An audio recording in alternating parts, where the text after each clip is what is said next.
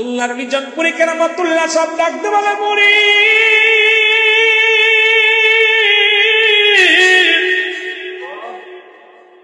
আমি একবেলা তোমাদেরকে খাওয়াইতে চাই, একবেলা তৃপ্তি সহকারে খাওয়াইতে চাই। আল্লাহর ওলির কথা শুনিয়া, আল্লাহর ওলির কথা শুনিয়া মুরিদানটা বলে হুজুর আমরা তো সংখ্যায় অনেক, আমাদেরকে খানা খাওয়াইবেন, কেমনে খাওয়াইবেন, কেমনে খাওয়াইবেন? কেমনে খাওয়াইবো? তোমরা রান্না শুরু করো। আর একদল মুরিদের ডাকতে বললেন, মুরিদানরা রে তোমরা খাবারের প্লেটের জোগাড় সংগ্রহ করো, গ্রামের ভিতর থেকে যাইয়া কলার পাতা কেটে নিয়ে আসবা, এই কলার পাতার উপরে তোমাদের খানা দেওয়া হবে। মুরিদরা রান্না হয়ে গেল। ওদিন রাত্রি বিশাল ঝড়, বিশাল ভূমিকম্প, বিশাল একটা ঝড় তুফান হলো এবং শিলাপ হলো। এলাকার যত কলার পাতা ছিল সব নষ্ট হয়ে গেল। মুরিদ খুঁজতে খুঁজতে চলে গেল আপনাদের এলাকার মধ্যে। কথাটা বললে ভালো বুঝতে পারবেন মুসলমান। এই জমিন ছেড়ে আর এক গ্রামে, তারপর আর এক গ্রামে যায় দেখে কালী মন্দির। এই কালী মন্দিরের কালীর মাথার উপরে কিছু কলার পাতা। আল্লাহু আকবার বলো। আর পুজো বলো। এই কালীর মাথার উপরে কলার পাতা, কলার পাতা দেখিয়া মুরিদ ডাকতে বলে কালী আমি একজন আল্লাহর মুরিদ রে কালী, এখন আমার বিশ্বাস কইছে কলার পাতা আনতে, যদি কলার পাতা কাটতে যায় যদি তোর গায়ে লাথি লাগে বেয়াদবি মনে করবি না, যদি তোর গায়ে পা লাগে বেয়াদবি মনে করবি না। বাবারা দিলের কান্ডা লাগা শুনে নেন, মুসলমানদের কত দাম, মুসলমানদের কত ইজ্জত। পাতা কাটতে যাইয়া সোয়া পাই না, কালীর উরুতের মধ্যে দিছে পাড়া। আর একটু উরুতের মধ্যে দিছে পাড়া, সোয়া পাই না। কালীর পেটের মধ্যে দিছে পাড়া, সোয়া পাই নাই। কালীর গাড়ের মধ্যে দিছে পাড়া, সোয়া পাই নাই। কালীর মাথার উপরে পাড়া দিয়া পাতা কাটছে। এবার এই দেখিয়া অনেক এলাকার হিন্দু বদ্ধ লোকরা যারা ছিল সবাই আসিয়া মুরিদারে উত্তম মাধ্যম মার শুরু করেছে। মুরিদ মার খাইয়া জমিনের মধ্যে পড়ে গেছে। মুরিদ কয় আমার ভাইয়েরা আমাকে মারেন কেন? কয় আমাদের মূর্তির গায়ে লাথি মারছে, আমার কালীর গায়ে লাথি লাগছে, পা লাগছে, এই জন্য তোমাকে মারা হলো। বলে আমার কোনো অপরাধ নয়, হুকুম দিছে আমার হুকুম দাতা আল্লাহর ওলিজন কেরামতুল্লাহ। যদি মারতে হয় তাকে যায় মারো, আমাকে নয়। জোরে জোরে চিল্লায়া বলো মারহাবা। আমার হুকুম দাতাকে মারো। আল্লাহর ওলিজন কেরামতুল্লাহ সব হুকুম দিলেন, হুকুম দাতারে যে মারো। চল মুরিদের ধরে নিয়ে চলে আসে আল্লাহর ওলি কেরামতুল্লাহ সজ্জনপুরি রহমাতুল্লাহর কাছে। এসে ডাকতে বলে হুজুর এই মুরিদটা কি আপনার? হ্যাঁ। কি করছে? আমার মুরিদের নাক মুখ দেখানো রক্ত বাইর হয়। এত পিটান পিটাইছে কে রে? আমরা পিটাইছি। হুজুর কেন মারছো? হুজুর আপনার মুরিদ এত বড় অন্যায় করেছে যা মাফ করা যায় না। আমাদের দেবতার গায়ে লাথি মারছে। কি লাগছে? কথা বলেন, কি মারছে? লাথি মারছে। আল্লাহর মিজানপুরি কেরামতুল্লাহ রাহমাতুল্লাহ বলে বাবা হিন্দুরা যা বলে এটা কি ঠিক? তুমি কি মন্দিরের গায়ে লাথি মারছো, দেবতার গায়ে লাথি মারছো? বলে না হুজুর, আল্লাহর কসম করে বলি আমি লাথি মারি না, আমি পাড়া মারছি। তোরে বলো আল্লাহু আকবার। আর তুমি হিন্দুরা কয় লাথি মারছে, মুরিদ কয় পাড়া মারছে। আল্লাহর মিজানপুরি কেরামতুল্লাহ সাহেব বলেন মুরিদ কথায় তো মিল পায় না। তুমি বললাম পাড়া মারছো, আর ও বলে লাথি মারছে। হিন্দুরা কয় হুজুর আপনার মুরিদে তো শিকার গেছে, পাড়া মারছে, এখন বিচার করেন। আল্লাহর মিজানপুরি কেরামতুল্লাহ সব বলে বাবা দুইটা বিচার কেমনে আমি করি? তুমি বলছো লাথি মারছো, কয় পাড়া মারছে। চলো আমরা যাই মন্দিরে, কালী যেটা বলবে এটাই রায় হবে। কালী মন্দিরে আমরা যাব। কালী যদি বলে, কালী যেটা বলবে এটাই বিচার হবে। বলে হুজুর কালী কথা বলতে পারে না, সে তো মাটি দিয়ে বানানো। জনপুরি কয় চল, দেরি করিস না, তাড়াতাড়ি চল। মুসল্লিদের নিয়ে 500 মুসল্লিদের হিন্দু ভদ্রলোকদের নিয়ে হিন্দু পণ্ডিতদের নিয়ে চলে গেলেন জনপুরি কেরামাতুল্লাহ শাহ। যাইয়া কালীর সামনে দাঁড়াইলেন, ডাকতে বলে কালী, কালী রে, গত দিনের ঘটনা যা হয়েছে সব কইলা বল।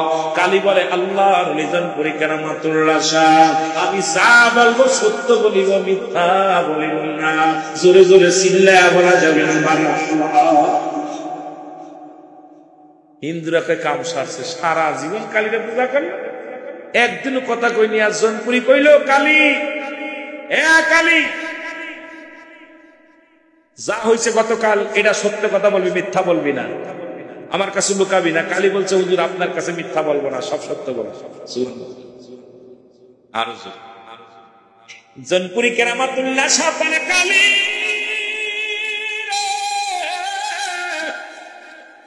গত দিনের ঘটনাটা আমাকে খুলে বল। কালী বলে হুজুর আপনার মুরিদ আমার কাছে আসিয়া আমারে বলল কালী আমার পীরকে বেলা পাতা কাটতে বলেছে, আমি আইছি তোর কাছে রে কালী, যদি পাতা কাটতে যাইয়া যদি আমি তোর সুয়া না পায় পাতা কানা, যদি গায়ের মধ্যে পাওয়া লাগে বেয়াদবি মনে করবি না। হুজুর আপনার মুরিদ সর্বপ্রথম আমার উরতের মধ্যে পাড়া দিছে, সুয়া পাই নাই দিছে পেটের মধ্যে পাড়া দিছে। হুজুর সুয়া পাই নাই দিছে গাড়ের মধ্যে পাড়া দিছে। হুজুর সুয়া পাই নাই দিছে মাথার মধ্যে পাড়া দিছে।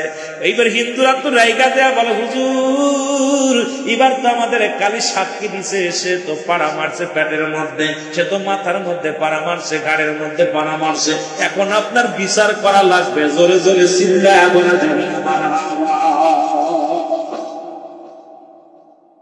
আল্লাহর জনপুরি কেরামাতুল্লাহ শাহ ডাকতে বলে কালী রে,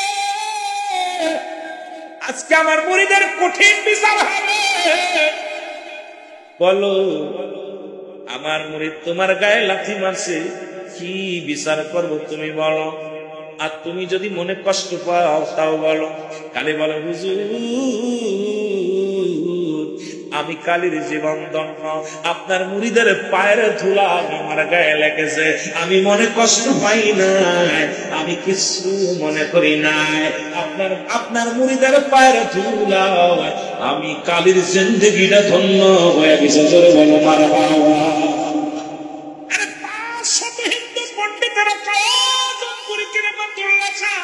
আমরা 1 মিনিট আর হিন্দু ধর্মের মধ্যে নেই, বাংলা ধর্মের মধ্যে নয়, মত ধর্মের মধ্যে নয়। তার পায়ের ধুলা পাইয়া, তার মুরিদের পায়ের ধুলা পাইয়া কালী মন্দিরে পাইয়া, কালী যদি কালেমা পড়তে পারে, কালী যদি মনে ধন্য জীবনটাকে ধন্য মনে করতে পারে, আমরা 1 মিনিট মুসলিম থাকতে চাই না, আমাদেরকে কালেমা পড়াবে।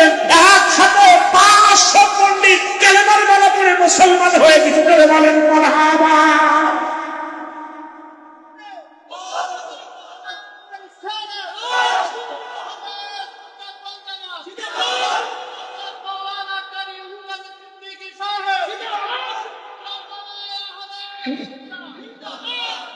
যদি কেউ হিন্দুরা থাকেন কষ্ট করেন, আল্লাহর ওলিরা এইভাবে কালেমা প্রচার করেছে। কেন আল্লাহ তো নিজেই সূরা তওবার মধ্যে 6 নম্বর আয়াতে আল্লাহ নিজেই ঘোষণা করেছে, হাবিব আপনার কদমের মধ্যে যদি কোনো ব্যক্তি অমুসলিম আগমন করে সর্বপ্রথম সাহায্য করবেন, নিরাপত্তা দিবেন, তার নিরাপদ স্থানে পৌঁছায় দিবেন, সাহায্য চাইলে সাহায্য দিবেন।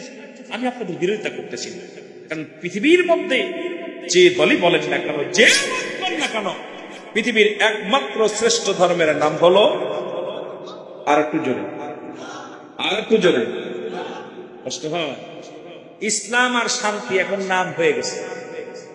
ইসলাম আর শান্তি এটা নাম হয়ে গেছে। শান্তি হলো একটা মেয়ের নাম, ইসলাম একটা ছেলের নাম।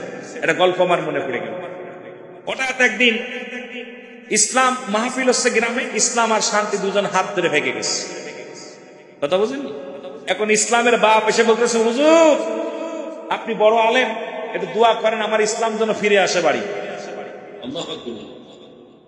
শান্তির মা এসে কাছে, হুজুর আপনি তো বড় আলেম, একটু দোয়া করেন আমার শান্তিও নাই, আমার শান্তি যেন তাড়াতাড়ি ঘরে ফিরে আসে।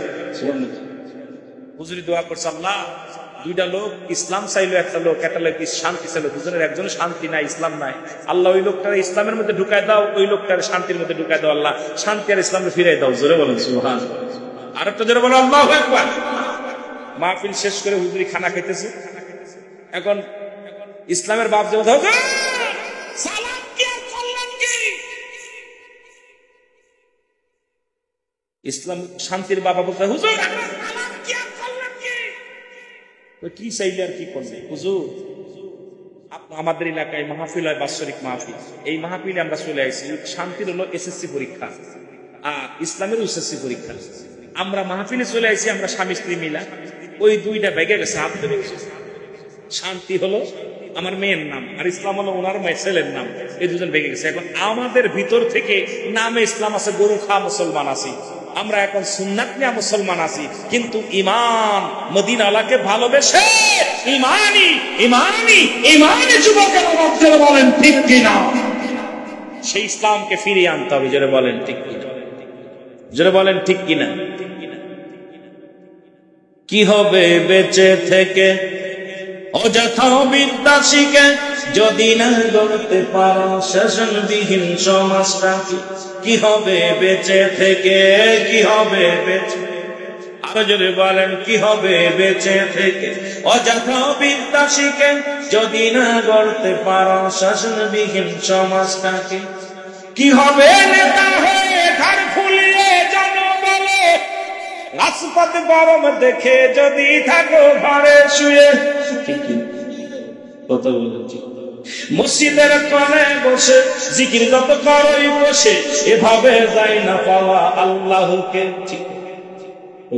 একদল আছে মসজিদে বয়া বয়া বয়া বয়া খালি আল্লাহ দেখে, আল্লাহ পেয়ে গেছে। জোরে বলেন ঠিক কিনা। কি হবে যুবক নামের পূজা হয়ে এই দেশেতে, বারবার ক্ষমতাটা যদি যাইব নারীর হাতে। কি করেন, আমি কিন্তু কোন দল করি না। কি হবে যুবক নামের পূজা হয়ে এই দেশেতে, বারবার ক্ষমতাটা যদি যাইব নারীর হাতে। সেজে বুঝে বিলেনের সঠিক পথে দিয়ে দাও জীবনটাকে অভিনয়। জোরে কোন ঠিক কিনা, দিয়ে দাও অভিনয়ে জীবনটাকে। কি হবে বেঁচে থেকে, কি হবে বেঁচে থেকে অযথা বিদ্যা শিখে, যদি না গড়তে পারো শাসনবিহীন সমাজকে। ঠিক কিনা। কি হবে লেখালেখি কলমবাজির এই মহড়া, আর বলো আল্লাহ আমি স্বামীকে সৎ পথে রাখবো, আদর্শের পথে রাখবো, ইসলামের পথে রাখবো। দুনিয়ার মধ্যে আমি দুনিয়ার লালসার মধ্যে পড়বো না, দুনিয়ার কোন প্রেমে পড়বো না।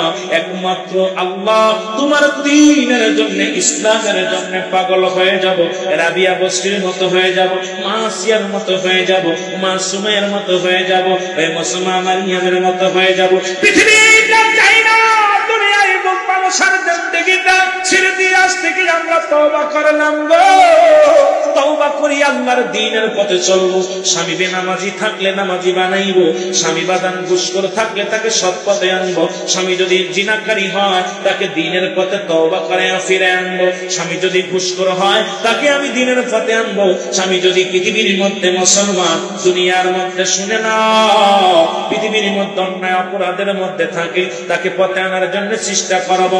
মাসিয়ার মতো জীবনটাকে লড়ে দিবা, ইসলামের জন্য লড়ে দিবা। এমন জীবন করবা যে জীবনে তুমি তোমার স্বামীটাকে নিয়ে ইয়াউমাল কিয়ামতের ময়দানে জান্নাতের মধ্যে থাকতে পারবা। জোরে জোরে বলেন ঠিক কিনা, আর একটু জোরে জোরে চিল্লায় বল আল্লাহু আকবার। এ মুসলমান, ঈদে মিলাদুন নবীর মাহফিল, আল্লাহু আকবার বলো। কষ্ট হচ্ছে, কষ্ট হচ্ছে। ঈদ মানেই হলো আনন্দ, মিলাদ মানেই হলো জন্ম বৃত্তান্ত। ঠিক কিনা কথা বলেন। একমাত্র আজকে যারা মিলাদ মানে না, যারা মিলাদুন নবী মানে না, আমার নবীর মানে না, আমি কই তারা মানব নয়, তারা মানব নয়। ঈদ নাই, একমাত্র ঈদ নাই আমার আল্লাহ, ঈদ আছে আমার নবীর, ঈদ নাই কার? জোরে বলেন কার নাই? আল্লাহর নাই। আল্লাহর বাবার নাম কি জানা আছে? জোরে বলেন আব্বার নাম, আল্লাহর আব্বার নাম কি? কথা বলেন। আল্লাহর আব্বার নাম কি? আল্লাহর মার নাম কি? আল্লাহর দাদার নাম কি? আল্লাহর দাদির নাম কি? আল্লাহর নানার নাম কি? আল্লাহর নামের নাম কি? সুতরাং আল্লাহর কেউ নাম্লা বলে আল্লাহুস সামাদ লাম ইয়ালিদ ওয়া লাম ইউলাদ ওয়া লাম ইয়াকুল লাহু কুফুয়ান আহাদ। এই তাদের যারা মিলাদ মানে না তাদের জন্য একখানা দলিল দেয়া যায় গো, আর কোন দলিল নাই। সূরা ইখলাস হলো আল্লাহর দলিল, মিলাদুন নবীর দলিল। একমাত্র জন আল্লাহ বলেন হাবিব রে আপনি ওদের জানাইয়া দেন আমি কারো জন্ম দিই নাই, কারো থেকে জন্ম নিই নাই, সুতরাং আমার আল্লাহর কোন মিলাদ নাই। মিলাদ মানেই হলো জন্ম বৃত্তান্ত। মুসলমান শুনে নাও, মিলাদ জন্ম নিছেন আমার নবী। নবীর আব্বার নাম আব্দুল মুতালিব, মুসলমান নবীর বাবার নাম আব্দুল্লাহ, মার নাম আমেনা, দাদার নাম আব্দুল মুতালিব, দাদির নাম ফাতিমা, নানার নাম আবজুরি, নানির নাম হলো বাররা, বংশ হলো কুরাইশ বংশ। সুতরাং আমার নবীর বংশ আছে, দাদা আছে, মা আছে। নবী দুনিয়ার মধ্যে আগমন করেছে। আমার নবী হলো সৃষ্টি, আল্লাহ হলো স্রষ্টা। একমাত্র মিলাদ নাই আমার আল্লাহ, মিলাদ আছে মুহাম্মদের নবী রাহমাতুল লিল আলামিনের। জোরে বলেন ঠিক কিনা? এত উশৃঙ্খল এলাকার যুবকগুলো, আর এটা হওয়ার পিছনে কারণ আছে। ছেলে মেয়ে তো আর এখন বাড়ি হচ্ছে না, হচ্ছে হাসপাতালে, ঠিক কিনা? কিছু হচ্ছে হাসপাতাল। একটা ছেলে মেয়ে আযান পায় না ঠিক মতো, কালেমা পায় না, কথা বোঝেননি? আর অধিকাংশ হিন্দু অমুসলিমেরা ডাক্তার অপারেশন করে, কিছু অমুসলিমেরা ওরা অপারেশন করার পর কানে আযান দেয় নাই, ভদ্রতায় দেয় নাই, কারণ ওর ভিতরে অভদ্রতায় ঢুকে গেছে, সব অভদ্রতায় ঢুকে গেছে, কথা বুঝছেন? আহা, গাউসে পাক আব্দুল কাদের জিলানী উনিও মায়ের সন্তান ছিলেন। যারা বলেন ঠিক কিনা? আমরাও মায়ের সন্তান, আমরাও মায়ের সন্তান। আজকে এই সমস্ত বাবা মা যদি আদর্শবান হয়, ছেলেরা আদর্শবান হবে। কারণ ওদেরকে হাতে আপনার আজকে ছোটবেলা থেকে হাত ধরে মাহফিল আনতে হবে, হাত ধরে মসজিদে নিয়ে যেতে হবে, হাত ধরে মসজিদে নিয়ে যেতে হবে। ওরাই তো আগামী দিনের প্রজন্ম, আমাদের আগামী দিনের নক্ষত্র ওরা। কিন্তু ওরা যে উচ্ছৃঙ্খল হয়েছে, এটার জন্য দায়ী ওরা না, ওর জন্য আমরা দায়ী। যারা বলেন ঠিক কিনা? ওদেরকে সে শিক্ষা দিতে পারি নাই, সে আদর্শ শিখাইতে পারি নাই। আজকে তিনটা দেখেন, যদি সবচেয়ে পৃথিবীর মধ্যে আগুন, পানি, মাটি, বাতাস, মানুষকে কয়টা? আগুন, পানি, মাটি, বাতাস। একটা ওয়াজে গেছিলাম, হঠাৎ করে ফিরে আসছে। তিনটা কয়টা মাসে? 4 রঙের মশলা। কয় রঙের? যেন বলেন কয় রঙের? আগুন যাদের গায়ে পরিমাণটা বেশি, আগুন, পানি, মাটি, বাতাস। ভালো করে খেয়াল করবেন। এই যে যারা ঘুরে ঘুরে বেড়াচ্ছে, এদের শরীরে বাতাস বেশি। এই যে যারা ঘুরে বেড়াচ্ছে, যেগুলো যুবকগুলো ঘুরে বেড়াচ্ছে না, এদের দেহের মধ্যে বাতাসের ভাগ বেশি। বাতাস যাদের গায়ে বেশি রাখে, ওরা জীবনে এক জায়গায় বসতে পারে। দেখবেন মসজিদে এসে একবার বারান্দা, একবার উঠোনে, একবার বাইরে আসে, সালাম ফিরেন আগে দৌড় মারে, কারণ বাতাসটা এক জায়গায় খায় না, ওর কামড়ে উড়ে বেড়ানো। যেরকম ঠিক কিনা? এই যে করা উড়ে বেড়াচ্ছে, এর ভাগ্যে বেশি বাতাস পড়ছে, বাতাসের পরিমাণটা বেশি হয়েছে। আর একটা আগুন, আগুনের ভাগটা যাদের বেশি পড়ছে, তাদের মেজাজ খারাপ, মেজাজ গরম। ভালো কথা করে রেখে দেয়, মানে তোর নাম কি? বাড়ি কই? তোমার কাছে করতে হবে না। ঠিক কিনা? আগুন হলো জ্বালিয়ে দেয় পুরি। আগুনের ভাগটা যাদের বেশি আছে, তাদের মেজাজ খারাপ। দেখবেন বুড়ো হয়ে গেছে, এখনো চরিত্র পরিবর্তন, রাগ থাকেই শরীরে, কথা কন ঠিক কিনা? আরেকটা হলো কি? আরেকটা হলো পানি। পানি হলো নিচে মোগড়ায়। পানি জীবন এক জায়গায় অজু করবেন, অজু করার পর দেখবেন পানিটা নিচে মোগড়ায় যায়, উপর মোটে না। এই জাতিগুলো আজকে যে সমস্ত ছেলেরা, এদের এই জন্মের সময় এদের ওই কালেমা নামাজ, হজ, যাকাত, এগুলো ওদেরকে কালেমা পড়ে নাই, ইসলাম ইমানের এহসানের মধ্যে ঢোকে নাই। কারণ এদের জন্মটা হয়েছে নিচে মোগড়ায়, কারণ কালেমা ঠিক মতো পায় নাই, দোয়া দুরুদ পায় নাই, কারণ ওদের নিচে মোগড়ানো। কারণ ভালো গাছের মেন, ওরা চেনবে মন্দির, ওরা চেনবে গানের যাত্রা, ওরা চেনবে গুণের যাত্রা, ওরা দেখবে অষ্টঘান। পৃথিবীর মধ্যে যত খারাপ জায়গা আছে, জায়গা দৌড়ায় যাবে, আর ভালো জায়গায় আসবে গুলোতি। কথাটা ঠিক কিনা? তাবারকের সময় তো আসবে, রাগ করেননি, কথা কন না কেন? ওরা আমার মতো যুবক ছিল, আমিও যুবক ছিলাম। এ বাবা, তোরা বলবি জান্নাতের বাগানে, কারণ দেখবে না পানির কাজ খালি নিচে মজা, ওরা খালি নিচে মজ, ভালো কাজ করবে না। ওরা দেখে ওই খালি কাজ, যত খারাপ কাজ সেদিকে যাবে, খালি নিচে মজ, ভালোর দিকে যাবে না। আর একটা হলো মাটি। মাটি যার বাদে নসিবে বেশি হয়েছে, এরা হলো খাঁটি মাটি। দেখবেন অমক ছেলেটা কারবে মাটির মতো, যেটা বলেন ঠিক কিনা? এ মেয়েটা কারবে মাটির মতো, তো ছেলেটা মরে না, কত ভদ্র নম্র, যে ছেলেটা ভালো। কত ইরাতে মাটির মানুষ যারা, তারা বসে আছে, আর ওদের ভাগ্যেই তাদের হাওয়া বাতাস বেশি, ওদের গায়ে জ্বালা বেশি, খালি দিয়ে বেড়াচ্ছে, ঠিক কিনা? ঠিক কিনা? যে মেয়েটা ভালো হয়, ছেলেটা ভালো হয়, গ্রামের মানুষ প্রশংসা করে, ছেলেটা মাটির মতো। কথা কয় না কেন? কেউ কয় নাকি আগুনের মতো? কিসের মতো? মাটির মতো। তার মানে মাটি নড়াচড়া কম করে, মাটি ভদ্র। এই জন্য দেখবেন যাদের ভিতরে আদব ঢুকছে, আদব আদব বুঝেন তো, এই আদব যে জাতির মধ্যে আছে, মাহফিলেও শৃঙ্খলা করে না, মসজিদেও শৃঙ্খলা করে না। ওই মসজিদের দামাতে এসেও দেখেন ইমাম সাহেবের সূরা কেরাত মধ্যে ভুল হয়ে ওদের অত্যাচার, খুতবা পড়ে ওদিকে ওদের খুতবা শুনবে না, ইমাম সাহেবের খুতবা শুনবে। যেরকম ঠিক ঠিক না, কথা কয় না কেন? কথা কয় না কেন? ওই যে মাঝারি একটা ওয়াজ করে খালি কয় কথা কয় না কেন? এখন আমার সেই দশা হলো যে আপনারা কথা বলেন না কেন? কষ্ট হচ্ছে। আমরা কি মাটির মানুষ হতে চাই কি চাই না? মেয়েটা কাঁদবে মাটির মতো, পর্দা করে, কথাবার্তা নমনীয় ভাবে। ছেলেটা কত সুন্দর সালাম দিল, কত সুন্দর ভাবে মাহফিলে বসে থাকলো, তাকে ভালো বলে। যে ব্যক্তির নসিবে মাটির ভাগটা বেশি পড়েছে, এই পৃথিবীর মধ্যে খাঁটি এই সাকসেস হয়, দুনিয়ার মধ্যে সাকসেস হয় এইটাই। এই জন্য আমাদেরকে আগুন, পানি, মাটি, বাতাস, এরপরে শরিয়াত, তরিকত, হাকিকত, মারেফাত। শরিয়াত, তরিকাত, আগে শরিয়াত। শরিয়াত কি? শরিয়াত হলো মাথা থেকে এই পর্যন্ত, এরপরে শরিয়াত, তরিকত এখান থেকে এইটুক, এরপরে নাভি থেকে এইটুক পর্যন্ত তা মারেফাত, এরপর ওখান থেকে আপনার তরিকাত। তরিকাত শব্দের অর্থ রাস্তা। এই রাস্তাগুলো চেনা লাগবে, শরিয়াত, তরিকত, হাকিকত, মারেফাত। আগুন, পানি, মাটি, বাতাস, ইসলাম, ঈমান, ইহসান, কালেমা, নামাজ, রোজা, হজ, যাকাত। সুবহানাল্লাহ বলেন, আরো জোরে বলেন। এই যে পাঁচটা কালেমা, এটা প্রতিটা মানুষের জন্য দরকার। যেটা বলেন ঠিক কিনা? কালেমা কি কারোর জন্য বাদ আছে? এই কালেমা পড়তে পারেন কে? কেটে হাত তুলুন। পড়তে পারেন? আমি ধরবনি কারোরে, ধরবো?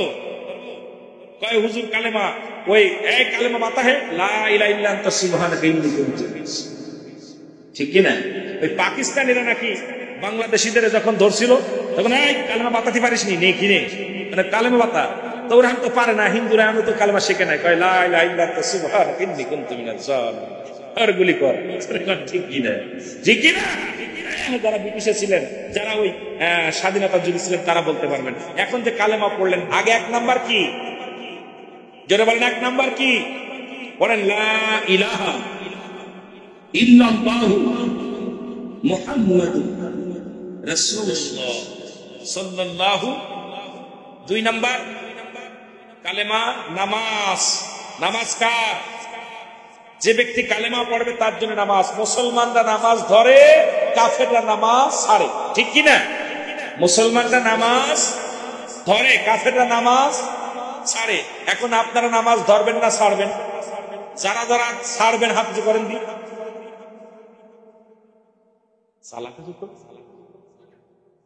বুঝতে পারছে? এভাবে হচ্ছে না, কারণ আমরা নামাজ ধরবো। কে কে আছেন রাজি?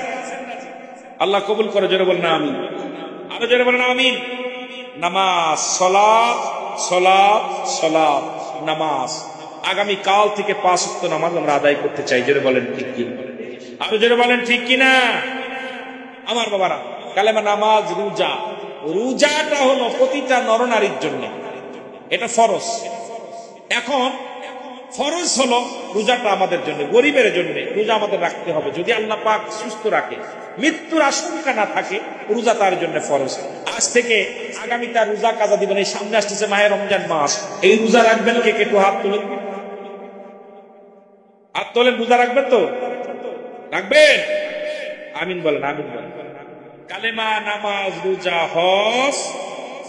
হজ যাদের নেশাব পরিমাণ মারা যায়, একজন বেনামাজি, বদখোর, যে ব্যক্তি হারামখোর, যে ব্যক্তি মাদক সেবনকারী, তাদের মধ্যে ওই তৎকালীন জামানায় হাসান বসরির কদমে ছিল, তার বাবা মা মুরিদ ছিলেন। কিন্তু শেষ পর্যায়ে এসে উনি যখন মারা গেলেন, মা জননীকে ডাকতে বলতেছিল, মা, ও মা, আমি তওবা করলাম, আমাকে একটা সুযোগ দাও, আমি যেন হাসান বসরির কাছে কালেমা পড়তে পারি। এ দুনিয়ার মুসলমান,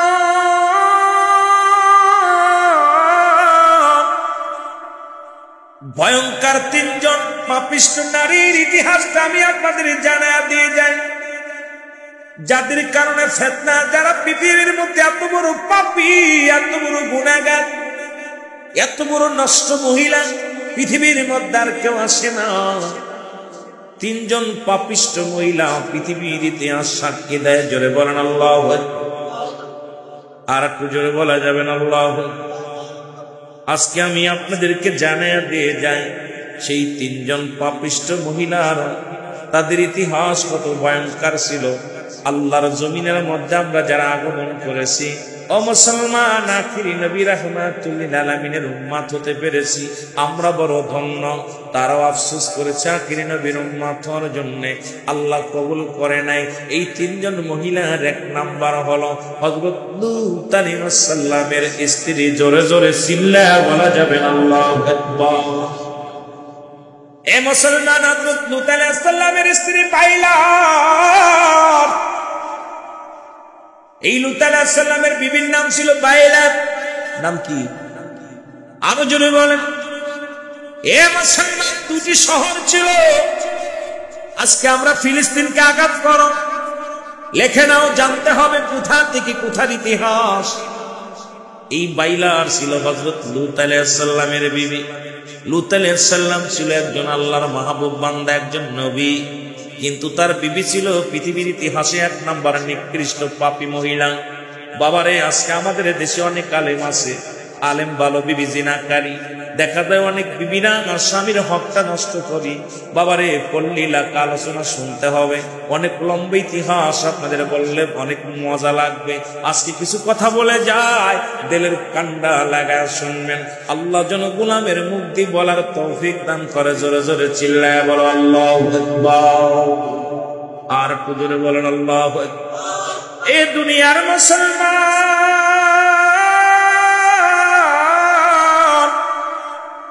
একটা শহরের নাম ছিল সাদাম, আর একটা শহরের নাম ছিল গুরাম। এই দুটি শহর ছিল লূত আলাইহিস সালামের রাজ্যে বড় দুইটা শহর, যে রাজ্যের মধ্যে কোনো ফলের অভাব ছিল না, খাবারের অভাব ছিল না, ফুলের অভাব ছিল না। আল্লাহ এত বড় নিয়ামত এই রাজ্যের মধ্যে দান করেছিল, দুটি শহরের মধ্যে দান করেছিল। মানুষের মধ্যে কোনো অভাব ছিল না, বাড়ির অভাব ছিল না, নারীর অভাব ছিল না, খাদ্যের অভাব ছিল না, শস্যের অভাব ছিল না, ফুল ফলের কোনো অভাব ছিল না। আল্লাহ লূত আলাইহিস সালামকে এত পরিমাণ ভরপুর নিয়ামত দান করলেন। আল্লাহ কয়, লূত রে, তোমার কওমের লোকদের বলো আমার গোলামি করতে, আমি আল্লাহর গোলামি করতে। ইয়াকা না'বুদু ওয়া ইয়াকা নাস্তাঈন। জোরে জোরে চিল্লায়া বলা যাবে না মারহাবা। এ দুনিয়ার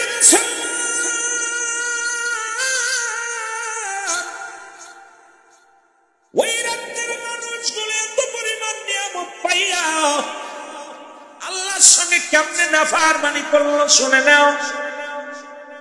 একমাত্র পূজা করবা কার? আরো জোরে বলেন কার? দেখে আসলাম মুসলমান, গত রাত্রে যখন আসতেছিলাম, হাজার হাজার মুসলমানদের ছেলে আজকে আমাদের কেন মার খায়, কেন বোমাবাজি হয়, কেন আজকে রক্ত ঝরে মুসলমানের? একটা ছেলেকেও দেখবেন না, হিন্দুদের একটা ছেলেও দেখবেন না ঈদগার ময়দানে, একটা ছেলে দেখবেন না জুম্মার নামাজে আমাদের মসজিদের ইমামের পিছে একটা হিন্দু ছেলে নামাজ পড়েনি। কথা বলেন, পড়েনি? মসজিদের ইমাম সাহেব হুজুর আসেননি, ওনার কাছে জিজ্ঞাইবেন আজ পর্যন্ত কজন হিন্দু এসে আপনার পাশে নামাজ পড়েছে? অথচ মুসলমান গতকালকে থেকে দেখলাম হিন্দুদের দেবী পূজা শুরু হয়ে গেছে। হাজার হাজার মুসলমানদের নরনারী, আমার যুবকেরা, 18 বছর 20 বছরের যুবকেরা হিন্দু মন্দিরের 1 নম্বর পূজা মণ্ডপে হাজির হয়ে গেছে। সমস্ত পূজা মণ্ডপের সামনে আমার জাতি আজকে মুসলমান নির্যাতিত কেন? মুসলমান মার খায় কেন? একমাত্র পূজা করতে বলছে আমার আল্লাহ। আজকে পূজা করি আমরা মন্দিরে যাইয়া, আজকে তাদের সাথে হাত মিলাইলাম। একটা তো হিন্দুর ছেলে আসে না একদিন আপনার জুম্মা মসজিদে আসে নাই, একটা ছেলে আসে না আপনার ঈদের জামাতে। আজকে কেন আপনি না গেলে তাদের পূজা হয় না? এই সেই কষ্ট আর পৃথিবীর মধ্যে থাকতে পারে না। জোরে বলেন ঠিক কি না? দেখি দাড়িওয়ালা, আবার আসতে পরে দেখলাম আশ্চর্য হয়ে গেলাম, দাড়ি টুপি মাথায় আছে, দেখি পূজা মণ্ডপে রাস্তার উপরে দাঁড়ায় দাঁড়ায় দেখতেছে। এর সেইতে কষ্ট থাকতে পারে না। আসরের নামাজ পড়ে দাঁড়ায় আছে মা প্রতিমার সামনে। আজকে মুসলমানদের লজ্জা হওয়া দরকার। চারিদিকে ইহুদি খ্রিস্টানরা আমাদের শত্রু, আমাদের বন্ধু না। মুসলমান জাতি আজকে ঈমান হারায় ফেলেছে। এই জন্য আল্লাহ বলেন আল্লাহুস সামাদ লাম ইয়ালিদ ওয়া লাম ইউলাদ ওয়া লাম ইয়াকুল লাহু কুফুয়ান আহাদ। আল্লাহ ডাকতে বলে হাবিব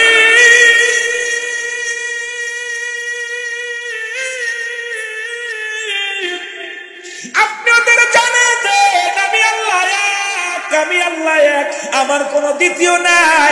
আজকে তারা প্রতিমা বানাইয়া দেবী বানাইয়া পূজা করে মুসলমান। আমি তাদের বিপক্ষে বলতে চাই না, তবে আমার চাইতে বাইদের লজ্জা থাকার দরকার।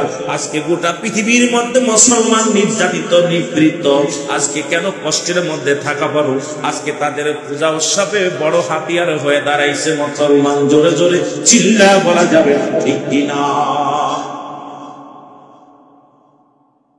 মরে যাও উচিত, গলায় ধরে নিতে পারিস না? কচু গাছের সাথে গলায় ধরে নিস। তোদের মতো অভিশপ্ত মুসলমান গোটা মুসলিম জাতির কলঙ্ক। আজকে ইসরায়েলের জানোয়ার গুলো মুসলমানদের রক্ত নিয়ে খেলা করে, তাদেরকে হত্যা করে, আর আমার মুসলমান মন্দিরের মাথা ঠুকাইতেছে। আমার মুসলমান যুবকেরা, যুবক যুবতী সন্ধ্যা লাগলে তাদের কাছে উৎসাহিত করতেছে। এর চাইতে কষ্ট আর পৃথিবীর মধ্যে থাকতে পারে না। আমি তাদেরকে আঘাত করি না, আমার কষ্ট ওখানেই। একটা হিন্দুর ছেলে তো আমি মাহফিলে দেখি না, একটা হিন্দুর হয়তো থাকতে পারে আশপাশে, একটা হিন্দুর ছেলে তো মসজিদে নামাজ আসে না, জন্মের নামাজ আসে না। তুমি কেন তাদের মন্দিরের সামনে যাও? তোমার লজ্জা হওয়ার দরকার। জোরে বলেন ঠিক কিনা? লজ্জা হওয়ার দরকার আছে কিনা? উত্তর শাস্ত্রে মুসলমান তারা, নামেই মুসলমান তারা, শাস্ত্রে মুসলমান তারা। জানেন আমিরুল আমিন সিদ্দিকী 2008 সালে এই গজলটা গাওয়ার পর আমাকে অনেকে কাফের বলছে। যত গজলগুলো বলি আমার নিজের লেখা, কারণ আমি আমার ব্যক্তিগত গজল গাইতে পছন্দ করি না মাহফিলে, তারপর বইটা গাইতে পাই। যুবকগুলো আছে, এই গজলটা গাওয়ার পর আমাকে নিয়ে কত টোল চলল। রুহুল আমিন সিদ্দিকী কাফের হয়ে গেছে, বড় বড় মুফতিরা ফতোয়া দিছে। যখন বলছি তারা শাস্ত্রে মুসলমান তারা, নামেই মুসলমান তারা, শাস্ত্রে মুসলমান তারা। ইমানদারির ইমান নিজে করছে যারা খেলা, এরাই তো আসলে ইসরায়েলের সেনা। জোরে বলেন ঠিক কিনা? ইমানদারির ইমান নিয়ে করছে যারা খেলা, এরাই তো আসলে ইসরায়েলের চেলা। এরা শাস্ত্রে মুসলমান, ওরা নামেই মুসলমান। আমার সাথে সবাই বলেন ওরা শাস্ত্রে মুসলমান। সবাই মুখস্থ করেন ওরা শাস্ত্রে মুসলমান। ওরা ইমানদারির ইমান নিয়ে করছে যারা খেলা, এরাই তো আসলে ওহাবিদের সেনা। তোর ঠিক কিনা? ওরা শাস্ত্রে মুসলমান, ওরা নামেই মুসলমান। ওরা শাস্ত্রে মুসলমান, ওরা ঠিক কিনা? টুপি মাথায় তসবিহ হাতে নামে মুসল্লি, টুপি মাথায় তসবিহ হাতে নামে মুসল্লি। সমাজেতে বাদায় ওরা অলি গলি, ওরা সবচেয়ে মুসলমান। ওরা নামেই মুসলমান। ওরা জোরে বলেন ঠিক কিনা? আরো জোরে, আরো জোরে। এ মুসলমান শুনে নাও, দেলের কান্ডা লাগা শুনে নাও। লূত আলাইহিস সালামের বিবির নাম মনে আসেনি? নাম কি? বাইলার। নাম কি? বাইলার।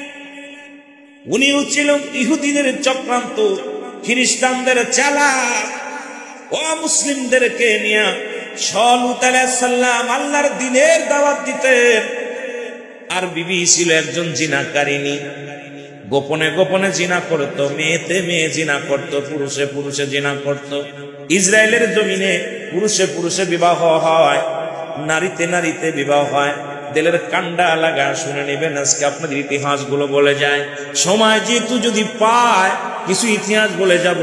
যতই অসুস্থ থাকি আল্লাহ যেন গোলামের মধ্যে বলার তৌফিক দান করে। লূত আলাইহিস সালামের বিবি বাইলা গোপনে গোপনে জিনা করে, নারীতে নারীতে বিবাহ হতো। তৎকালীন জামানায় নারী নারীতে বিবাহ হতো, পুরুষে পুরুষে বিবাহ হতো। তারা পুরুষে পুরুষে জিনা ব্যভিচার করতে মজা লাগতো, নারীতে নারীতে জিনা করতে তাদের মজা লাগতো। লূত আলাইহিস সালাম যখন ঘরে আসতেন, বিবি বাইলার ঘরে আসতেন, তখন লূত আলাইহিস সালামের সাথে এত সুন্দর ব্যবহার করতেন যেন একদম কিছু বোঝে না। লূত আলাইহিস সালামকে বুঝতে দেয় না যে এত বড় নষ্ট মহিলা। কিন্তু সে লূত আলাইহিস সালাম বলে জিনা করা যাবে না, ব্যভিচার করা যাবে না, অন্যায় করা যাবে না। আর বিবি তাদের উৎসাহিত দিতেন, গোপনে গোপনে উৎসাহিত দিতেন, তোমরা জিনা করো, তোমরা ব্যভিচার করো, তোমাদের কোনো ভয়ের কারণ নাই, কারণ আমি বাইলার তোমাদের পাশে আছি। তোমাদের লূত আল্লাহর পূজা করে কি পায়, কারণ আল্লাহর গুণগান গেয়ে কি পায়, আমি যেটা বলি শোনো, আমি তোমাদের সাথে আছি। গভীর রাত্রে লূত আলাইহিস সালাম যাইতেন আল্লাহর দিনের দাওয়াতে, আর বিবি যাইতেন অন্যায় অপচারে ব্যভিচার করতে। ঢাকা শহরে দেখা যায় বিবি চলে যায় নাইট ক্লাবে, পুরুষও চলে যায় নাইট ক্লাবে। আপনারা ঢাকা শহরে যা পরে দেখবেন, আশ্চর্য হয়ে গেছি আমি দেখে। যখন গভীর হয়ে যায়, বুড়া বুড়া মহিলা গুলো লিপস্টিক আলতা লাগাইয়া, হয়তো অনেকের মুখে কষ্ট লাগবে, অনেকের কলিজার মধ্যে লাগবে, কারণ আমি রুহুল আমিন সিদ্দিকীর বয়স হয়ে গেছে, কখন যেন মারা যায়। আল্লাহ,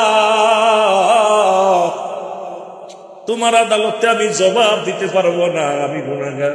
এই বাংলাদেশে কত জিনা হয়, কত ব্যভিচার হয়। আপনি চলে যাবেন কোথায়?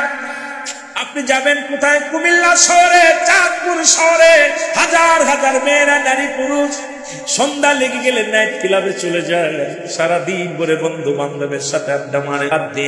আবার ওই বিবি কি করে? অন্য পুরুষের সঙ্গে আড্ডা মারে। বাংলার জমিনের মতো গজব সারা পৃথিবী যেমন গজব, তদ্রুপ বাংলার জমিনে গজব শুরু হয়ে গেছে। ঢাকা শহরে গেলে দেখা যায় নামি দামি মুসলমান 20 তলা বাড়ি, 10 তলা বাড়ি, দেখা যায় তার মেয়েকে কন্ট্রোল করতে পারে নাই, বিটার বউকে কন্ট্রোল করতে পারে নাই, ছেলেকে কন্ট্রোল করতে পারে না।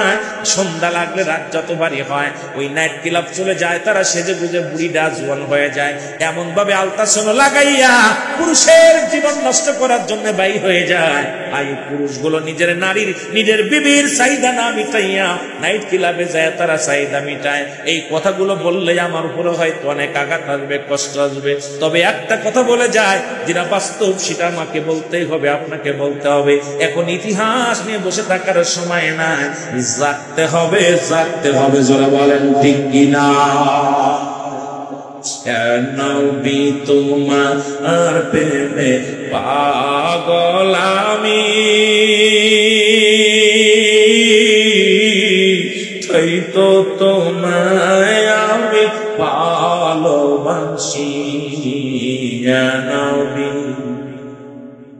একটু মহব্বতে চিল্লায় চিল্লায় বলেন, নবী তোমার প্রেমে পাগল আমি, তাই তো তোমায় আমি ভালোবাসি। নবী আল্লাহুম্মা। দাদারে, আমার থেকে ওয়াজ দিতে হলে কষ্ট করা লাগবে আপনাদের। আপনারা ফাঁকি দিবেন, আমিও ফাঁকি দিব। আমি রুহুল আমিন সিদ্দিক আগে বলেছি, আমার বিদ্যা বুদ্ধি নাই। আমাকে যত ভালোবাসা দিতে পারবেন, যত প্রেম দিতে পারবেন, রং বেরঙের কথা আমার থেকে ভিতর থেকে আনতে পারবেন, আমার মদিনাওয়ালার খাতিরে আল্লাহ পাক ডাইরেক্ট অ্যাকশন করে, তখন আমি গুনাহগার জবান দিয়ে কথা বলতে পারি। আমার ভিতরে কোনো এলেমের ফকর নাই, আমলের ফকর নাই, আছে শুধু আপনাদের দোয়ার ফকর। আপনারা দোয়া করলে কথা বলতে পারি, দোয়া না করলে বুয়া হয়ে যায়। আপনাদের দোয়া চাই, আপনাদের উৎসাহিত চাই, গোলাম যেন 2-4টে কথা বলতে পারে। জোরে বলুন আল্লাহু আকবার। নবী তোমায় আমি ভালোবাসি, তোমার প্রেমে রাসূল পাগল আমি। নবীর সঙ্গে প্রেম করেছে আমার আল্লাহ, আমরা করলে দোষ কি? কতগণ কতগণ নবীর সাথে প্রেম করেছে কে? আমি জোরে বলেন কে? আল্লাহ ভালোবেসে হাবিবের নামের সাথে নাম মিলাইছে। কয় আল্লাহ বলে ডাকতে বলে হাবিব রে আমি তোরে ভালোবাসি। এ হাবিব শোন, আমার নামের সাথে নাম মিলাইলাম, কলমার মধ্যে নাম, নামাজের মধ্যে নাম, সালাতের মধ্যে নাম, সব জায়গা তোমার আমি রাখলাম, কারণ তুমি আমার প্রেমিক, আমি তোমার প্রেমিক। আজকে আমরাও প্রেম করতে চাইলাম নবীর সাথে। আমার নবীর ভালোবাসা যার অন্তরে যতটুকু, তার ঈমান বলতে ততটুকু। নবীর প্রেম ভালোবাসা যার অন্তরে নাই, তার ঈমান বলতে কিছু না, সরাসর বেঈমান। জোরে বলো আল্লাহু আকবার। নবী তোমায় আমি ভালোবাসি, আনা ওই বুক, আমি তোমাকে ভালোবাসি। জোরে বলো আল্লাহু আকবার। তাই তো তোমার প্রেমে পাগল আমি, নবী, আরো জোরে বলেন, নবী তোমায় আমি ভালো, তাই তো তোমার প্রেমে পাগল এ দুনিয়ার মুসলমান।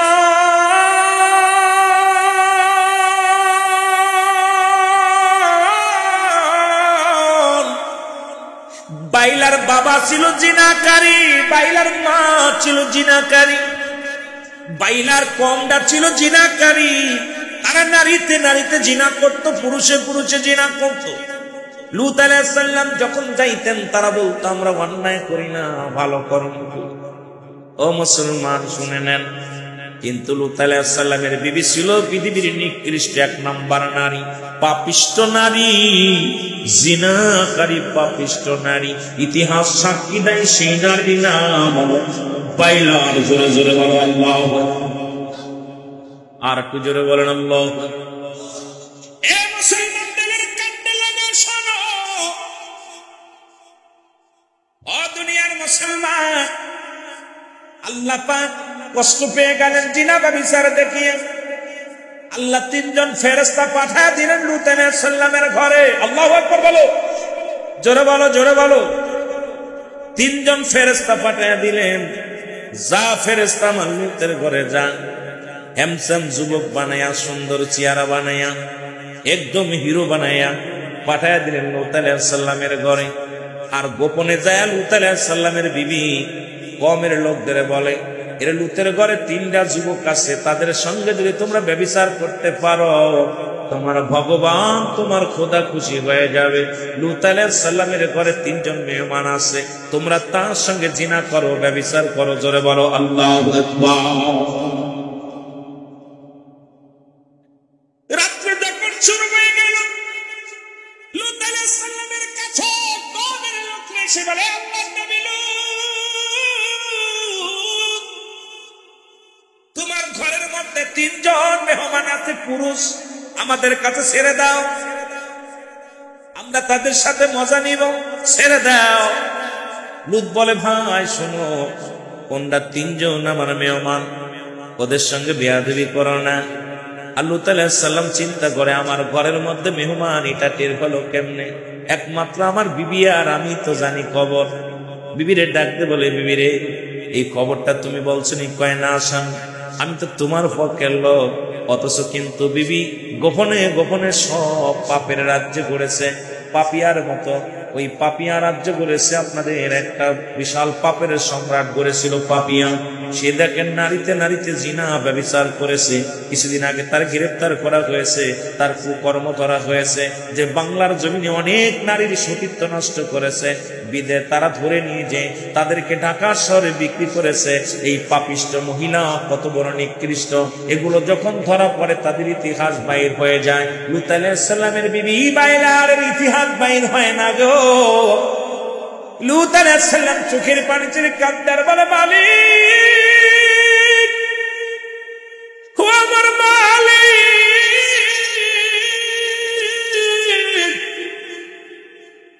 ঘরের মধ্যে মেহমান আছে, এদের যদি ইজ্জত আমি রক্ষা না করতে পারি, তোমার আদালতে আমি কি জবাব দিব? আমার আল্লাহ, তোমার আদালতে আমি জবাব দিতে পারবো না। ও মালিক, তুমি আমার দা ভিক্ষা করো, দা ভিক্ষা দাও। আমি লূত বড় বিপদের মধ্যে আছি। ফেরেশতা তিনজন এসে বলে, হুজুর আপনি কেন কাঁদতেছেন?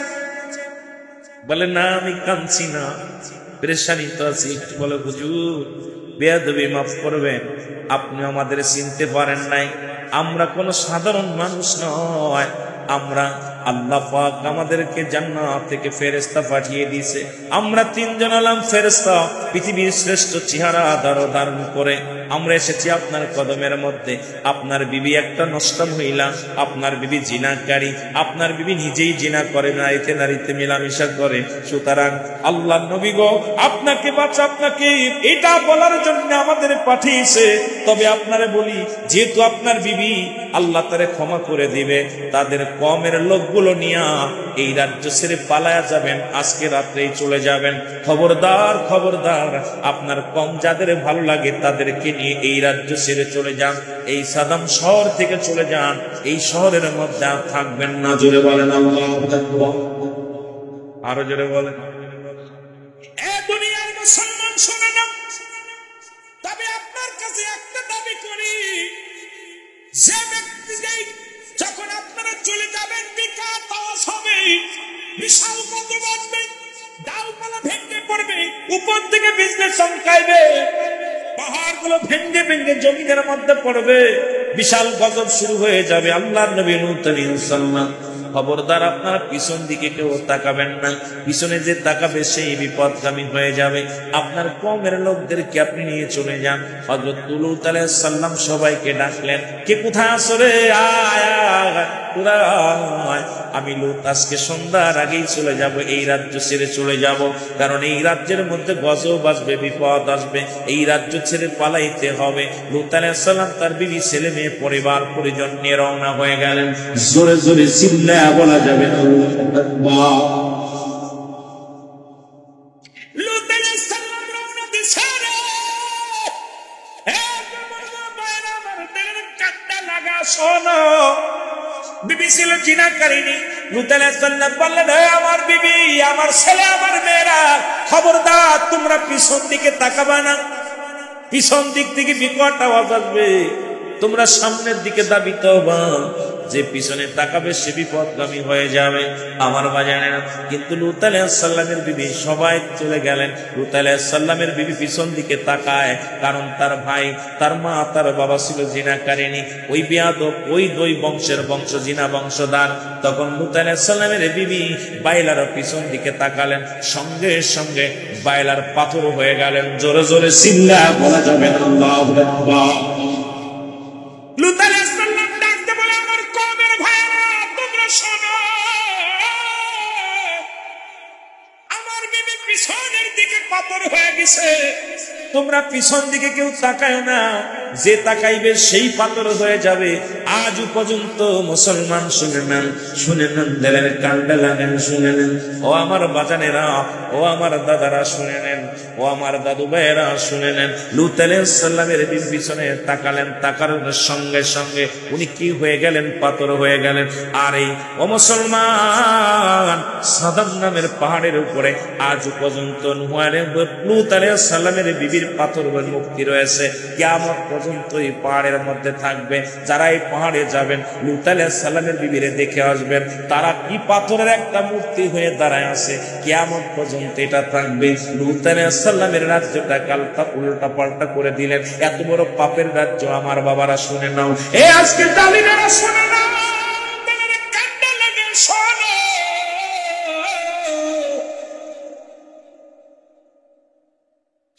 আজকে যারা ফিলিস্তিনের উপর আঘাত করো, শুনে রাখো, তোমাদের জমিনের মধ্যে কত মানুষ উল্টা পাল্টা দিছে। আল্লাহর নবী লূত আলাইহিস সালামের বংশ ছাড়ে না। ইসরায়েলের লোকজনরা আমি বলে যাই, এখনো সময় আছে, তওবা করো, তওবা করো, না হয় তোমাদের উপরে গজব আসবে। আল্লাহর গজব যদি শুরু হয়ে যায়, বাঁচানোর কোন পথ নাই, কোন রাস্তা নাই। আল্লাহ ছেড়ে দেয় কিন্তু ছাড় দেয় না। পাপের রাজ্য তোমাদের বাড়ি হয়ে গেছে, তোমাদের কারণে কত নিরীহ মানুষগুলো মারা যাবে, এখনো সময় আছে জালিমেরা, শোনো তওবা করো, তওবা করো, আল্লাহর কাছে ফরিয়াদ করি আমার মালিক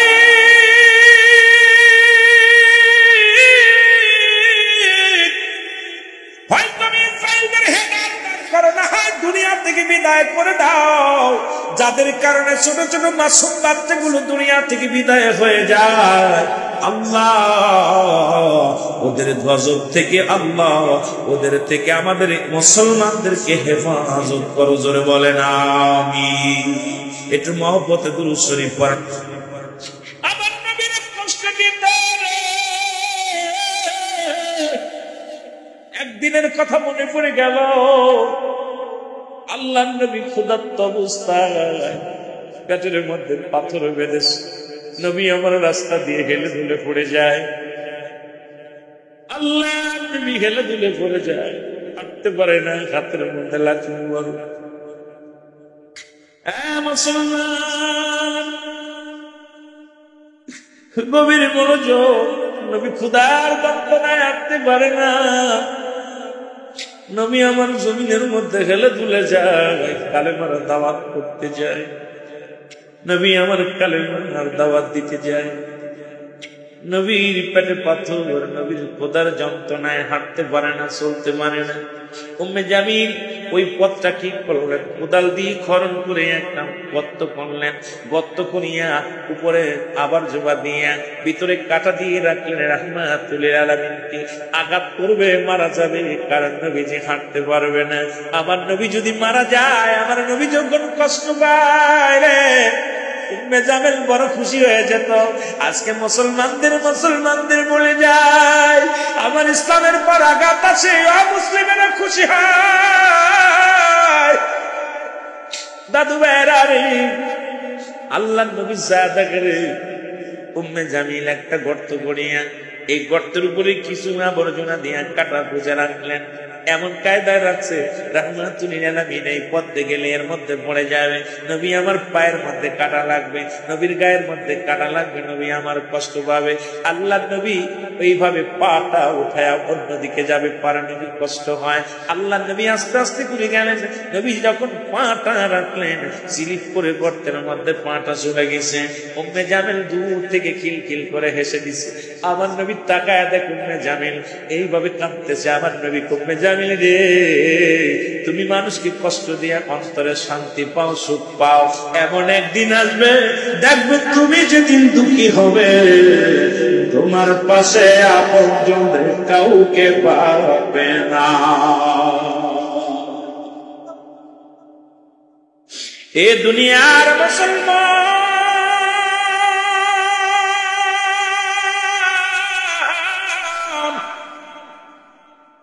এই উম্মে জামিল ইসলামকে নিয়ে কটূক্তি করে, কবিতা আবৃত্তি করে, আমার নবীকে নিয়ে কবিতা আবৃত্তি করে, এমন ফাইসা কথা বলে, গালিগালাজ করে, মুখ এত খারাপ। এ মুসলমান, নবীকে তো কষ্ট দেয়, মুসলমানদের কষ্ট দেন। এমন একদিন এমন কবিতা আবৃত্তি করে নবীকে কষ্ট দিতে লাগলেন, ইসলামকে কষ্ট দিতে লাগলেন। একদিন উম্মে জামিল আল্লাহ নবীর গালি দেওয়ার জন্য আসলেন। নবীজি আমার মসজিদে নববীর মধ্যে বসে আছেন। মুসলমান দিলের কান্ডা লাগা শোনো, উম্মে জামিল আসিয়া হযরত আবু বকর সিদ্দিক রাদিয়াল্লাহু দাঁড়ায় আছে, মসজিদের কোণার নবী আছে ভিতরে। উম্মে জামিল প্রবেশ করলেন, কয় মুহাত্তদের মুহাম্মদ কয়, তোদের এই মুসলমানদের মুহাম্মদ কয়। নবীকে গালি দিতে লাগলেন। নবী কান্না আবু বকর সিদ্দিক রাদিয়াল্লাহু তাআলা চিন্তা করে, নবী তো পাশে আছে, ঘরের মধ্যে আছে, কিন্তু নবীকে দেখা যায় না। উম্মে জামিল আমার নবীকে নিয়ে গালাগালি করলেন, একটা কুসির একটা কবিতা আবৃত্তি করে চলে গেলেন। এমন সময় চলে যাওয়ার পর আব্দুল্লাহর বেটা মুহাম্মদকে এমন ভাবে গালি দিতে লাগলেন, এমন বকাবকি করতে লাগলেন, এমন ভাবে কবিতা আবৃত্তি করতে লাগলেন, আবু বকরের কলিজার মধ্যে যে লাগতে লাগলেন, মুসলমানদের কলিজার মধ্যে লাগতে লাগলেন। নবীজি যখন উম্মে জামিল যখন চলে গেল, আল্লাহ নবী বাইরে আসলেন। আল্লাহ নবীর আবু বকর বলে, ইয়া রাসূলুল্লাহ, রাসূলুল্লাহ ইয়া হাবিবাল্লাহ, উম্মে জামিল যখন আপনাকে গালি দিয়েছিল তখন আমি দেখি আপনি ভিতরে নাই, নবী কোথায় ছিলেন? আল্লাহর নবী কয় আবু বকর রে, তুমি জানো না তোমার হাবিবকে উম্মে জামিলের সামনে থেকে পর্দা করায় নিছে, আব্দালি আপটো করেছে, পর্দা করায় দিছে। কারণ উম্মে জামিলের ওই কথাগুলো যদি আমি শুনতে পাই আমার আল্লাহ কষ্ট পাবে রে। এই জন্য আমাকে উম্মে জামিলের মাঝখানে পর্দা ফেলায় দিছে। জোরে জোরে চিল্লায়া বলা যাবে না মারহাবা। এ মুসলমান শোনো, উম্মে জামিল কি করলেন? সর্বশেষে এসে এত নষ্ট মহিলা, এত বাজে মহিলা ইসলামকে এমন ভাবে কলুষিত করতে চেয়েছিল, ইসলাম ধর্মটা চিরতরে দুলির সাথে দিয়ে মেশে দিতে চেয়েছিল, ইসলাম ধর্মটাকে কলুষিত করে কলঙ্কিত করতে চেয়েছিল। কিন্তু ইসলাম তো আর মামাবাড়ির মোয়া না, ইসলাম তো আল্লাহর মনোনীত একমাত্র ধর্ম। জোরে বলেন ঠিক। আল্লাহর একমাত্র মনোনীত ধর্মের নাম কি? আরো জোরে বলেন নাম কি? আর একটু জোরে বলো কি? ইসলাম, ইসলাম, ইসলাম, ইসলাম।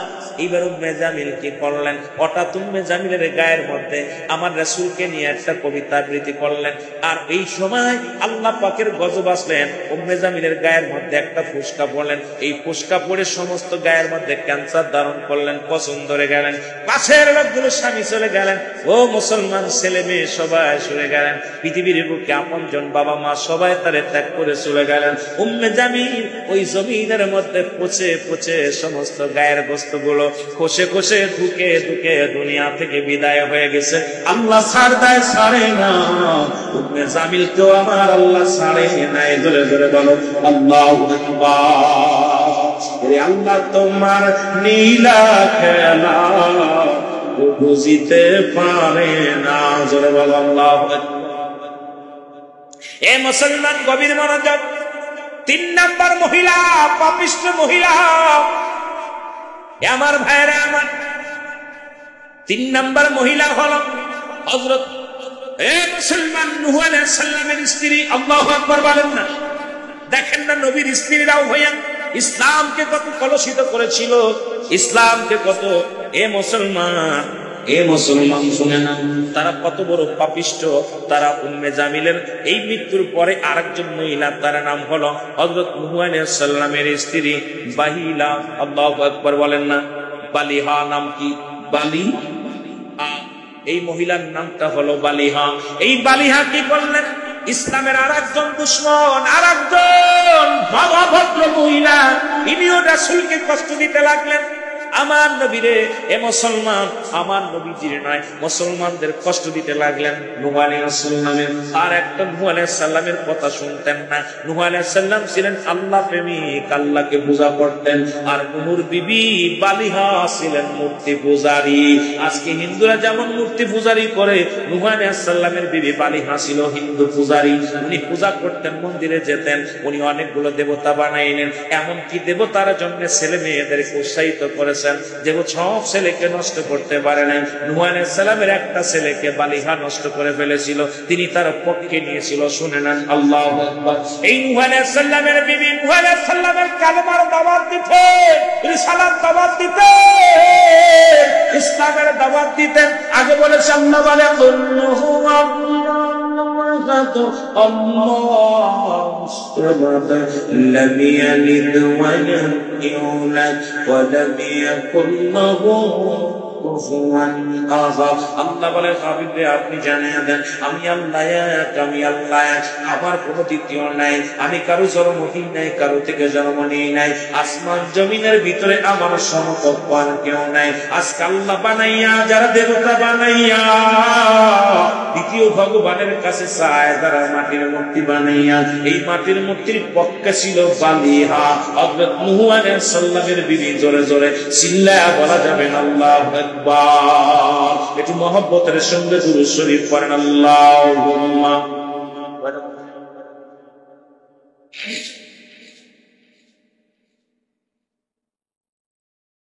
ওয়ালা ইয়ালি।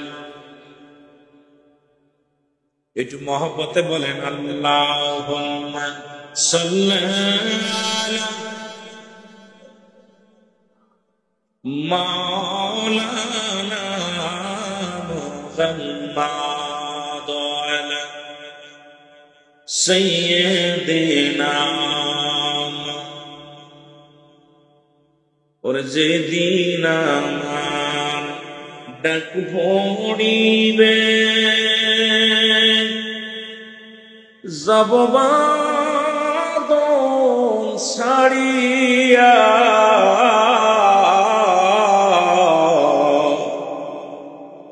কেউ কি আছে সঙ্গের সাথী,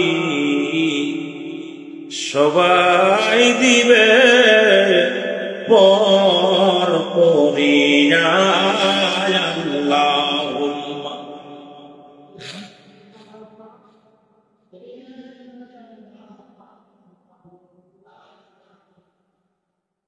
ওয়ালা এ মুসলমান শুনে না, নূহ আলাইহিস সালাম কালেমার দাওয়াত দেয়, বিবি ছিল মূর্তি পূজারী।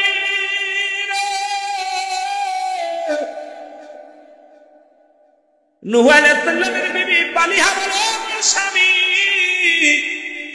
তুমি তোমার ভগবানকে ডেকে কি পাইলা? যারে দেখা যায় না, যার কোনো আকার নাই, তারে তুমি পূজা করো। আমি অনুরোধ করি আমার দেবতার পূজা করো, আমার দেবতার অনুকরণ করো। দেখো না আমি কত হ্যাপি, কত সুখী রে আমি স্বামী রে। কিন্তু নূহ আলাইহিস সালাম কোনো মতে তারে পথে আনতে পারল না। ও মুসলমান, আমার আল্লাহ কয় নূর আর চোখের পানি সহ্য হয় না, তুই অনেক কাঁদছি, কাঁদতে কাঁদতে চোখের কোনা দিয়ে গাঢ় হয়ে গেছে রে নূহ, তোর চোখের পানি আমি আল্লাহ সইতে পারি না। এ নূহ, আমি তোরে পয়গম্বর বানাইয়া এই জমিনের মধ্যে পাঠাই। নূরে তোর কওমের লোকগুলো তোর কথা মানে না, এমনকি তোর ঘরের বিবিরে তুই হেদায়েত করতে পারিস নাই, ঘরের বিবি কথা শুনে না রে নূহ। এখন একটা কাজ করো, একটা বানাও, একটা জাহাজ বানাও বা একটা নৌকা বানাও, এই তক্তা দিয়ে একটা নৌকা বানাও। নূহ আলাইহিস সালামকে একটা গাছ দিলেন, গাছ দিয়া নূহ আলাইহিস সালাম একটা তক্তা দিয়ে বানাইলেন, নৌকা বানাইলেন। নৌকা যখন তৈরি করা হয়ে গেল, সুন্দর একটা নৌকা তৈরি হয়ে গেল। নূহ আলাইহিস সালাম বলে, আমার আল্লাহ, নৌকা তো তৈরি হয়ে গেছে, এখন আমি কি করব? ডাক দেখায়, নূরে তোমার কওমের লোকের বলো, যারা তোমার এই কিস্তির মধ্যে উঠতে পারবে, দুনিয়ার গজব থেকে বাঁচতে পারবে, দুনিয়ার বিপদ থেকে বাঁচতে পারবে, আমি আল্লাহ অতি শীঘ্র একটা গজব নাজিল করব। ওই জমিনটার মধ্যে এমন গজব দিব, এই পৃথিবীর সমস্ত মানুষকে আমি প্লাবন দেয়া শেষ করে দিব। নূরে একমাত্র তোমার অনুকরণ অনুসরণ যারা করবে, ওই নৌকার মধ্যে যারা উঠবে, নৌকার মাঝি বলে তুমি রে নূহ, ওই নৌকার মাঝি তুমি, নৌকা বইটা লইয়া দাঁড়াও, যারা তোমার পক্ষে থাকবে আমি আল্লাহ তাদেরকে দয়া করব, আর নৌকার বাইরে যারা থাকবে তাদেরকে আমি আল্লাহ চির বিদায় করে দিব। জোরে বলেন আল্লাহু আকবার। আর একটু জোরে জোরে চিল্লায় বলেন আল্লাহু আকবার। নূহ আলাইহিস সালাম কওমের লোকদের দাওয়াত দিলেন, আমার কওমের লোকেরা শোনো, আগামীকাল আমি নূহ আমার নৌকায় উঠার জন্য তোমাদের আহ্বান করে দিলাম।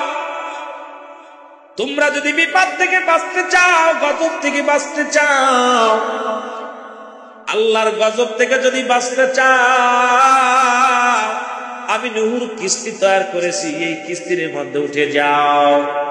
বালিহা বলে, স্বামী রে, তোর এতটুকু নৌকার ভিতরে কারে বাঁচাইবি, কারে তুই কারে উঠাইবি? নূহ আলাইহিস সালামের ছেলে আর একজন হলো কেনান, এইরকম একটা ছেলেকে নিয়ে গেলেন ফিরাইয়া। ডাকতে কয়, ও আমার ছেলে, ও আমার বৎস, আয় ফিরে আয়, তোর বাবার এতটুকু নৌকায় কারে বাঁচাইবে? প্লাবন হবে। মিথ্যা বলতেছে, এই প্লাবন হবে না, তোরে ডুবাইয়া মারতে পারবে না। আমার দেবতার কাছে আয়, আমার ভগবানের কাছে আয়, দুনিয়ার সব বিপদ থেকে বাঁচতে পারবি, চলে আয় চলে আয়। ও মুসলমান শুনে নাও, এই নূহ আলাইহিস সালামের বিবি তার একমাত্র কলিজার টুকরা সন্তান একটা ছেলেকে ভুল পথে নিয়ে গেলেন। স্বামী স্ত্রী কি করলেন, তার মায়ের পক্ষে একজনকে নিয়ে গেলেন, বাকি ছেলেরা ছিল নূহ আলাইহিস সালামের পক্ষে। আর একটা ছেলে ছেলে দাঁড়ায় রইলেন, বলে তোর কিস্তির মধ্যে উঠবো না। নূহ আলাইহিস সালাম বারবার বলে হ্যাঁ আমার বৎস, তোমরা জলদি করে ওঠো। কেউ ওঠে না। ওই প্লাবন দিয়া গোটা বিশ্বটাকে শেষ করে দিছে রে মুসলমান। ও মুসলমান শুনে নাও, নূহ আলাইহিস সালামের বিবি বালিহাকে দুনিয়া থেকে বিদায় করে দিছে, ডুবাইয়া দিয়া দিছে। জোরে জোরে চিল্লায়া বলা যাবে আল্লাহু আকবার। তাহলে পৃথিবীর বুকে তিনজন নিকৃষ্ট পাপিষ্ঠ মহিলা, একজন হলো বাইলার, 2 নাম্বার উম্মে জামিলা, 3 নাম্বারে বাহিলা। এ মুসলমান শুনে নাও, এই 3 জন মহিলা নিকৃষ্ট। 3 জনের মধ্যে 2 জনই ছিল নবীদের বিবি, কিন্তু তারপরেও তারা হেদায়েত প্রাপ্ত হয় নাই। আল্লাহ কত বড় গজব দিল, করোনা চলে গেল। করোনার ভিতরে সব বন্ধ হয়ে গেছে, ওয়াজ নসিহত বন্ধ হয় না। ও দরদি বন্ধুরা শুনে নাও, আল্লাহর দিন চলবে দিনের মতো, আল্লাহ দিন আল্লাহ কায়েম করবে। কিভাবে করবে আল্লাহ ভালো জানে। হেদায়েতের মালিক আমার আল্লাহ। এখনো সময় আছে, গজব থেকে যদি বাঁচতে চাও আল্লাহর দিনের মধ্যে আসো, ফিরে আসো ইসলামের মধ্যে। এই জন্য আমি মাঝে মাঝেই বলি আইয়ুহাল্লাযীনা আমানু, আল্লাহ বলে ঈমানদারেরা রে, বিশ্বাসীরা রে, আদখুলু ফিস-সিলমি কাফা। আল্লাহ বলে ঈমানদারেরা বিশ্বাসীরা রে, পরিপূর্ণভাবে দাখিল হও, প্রবেশ করে ইসলামের মধ্যে। এখন ইসলামের মধ্যে শান্তি। ইসলাম মানে শান্তি, ইসলাম মানে আত্মসমর্পণ, ইসলাম মানে নিজে না খেয়ে অন্যরে খাওয়ানো, ইসলাম মানে নিজে না ঘুমানোরে ঘুম পাড়ানো। ইসলামের মধ্যে আছে শান্তি, আর কোথাও নাই। নাই এখনো তোমরা যারা বোঝো নাই, ও মুসলমান শুনে নাও, শুনে নাও, ইসলামের মধ্যে ঢুকছো, মন প্রাণ দিয়ে ঢোকো, তবেই শান্তি আর শান্তি পাবা। জোরে জোরে চিল্লায়া বলেন ঠিক কিনা? একটু মহব্বতের সঙ্গে দুরূদ শরীফ পড়েন আল্লাহুম্মা।